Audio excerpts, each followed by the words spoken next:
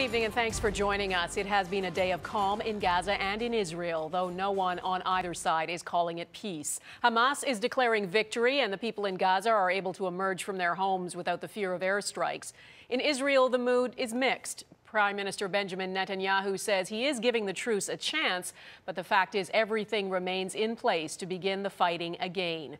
Tom Popick has been in Gaza all week and he's there for us again tonight. Tom?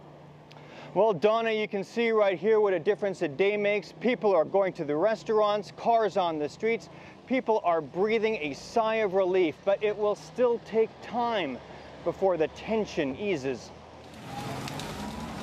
A ghost town during 8 days of conflict, Gaza is now coming back to life. A prayer answered for Hatem al-Hilo.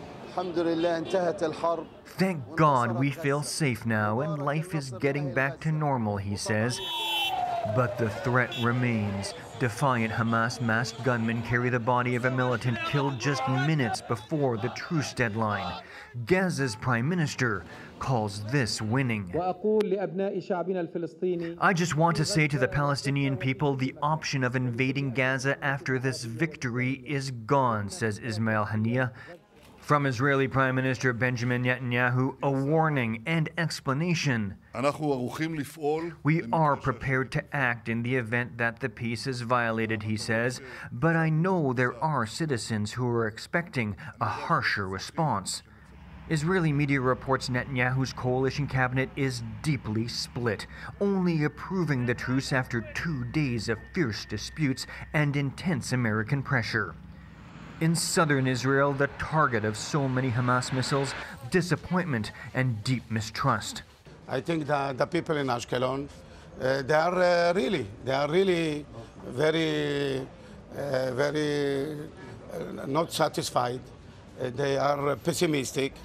They know the Hamas that they don't keep agreements. Still this morning, Israeli schools were opening. Life here is also returning to normal.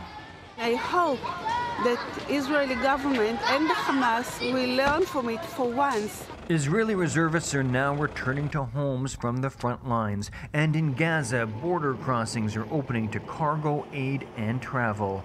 Both are key conditions of the ceasefire, but few here mistake a truce for a peace. They'll need to see a prolonged period of peace and real changes, not just in terms of the day-to-day, but in terms of the underlying problem. The hope, now that the guns are silent, long-term talks won't just begin, but will also be heard. One person staying silent tonight, Egyptian President Mohamed Morsi, who has emerged in this crisis as a major Mideast deal-maker, gaining the trust from the American White House, grudging respect from Israel, and of course has saved Hamas in Gaza perhaps weeks and weeks of bloodshed. Donna? Tom Popick in Gaza City. Thank you, Tom.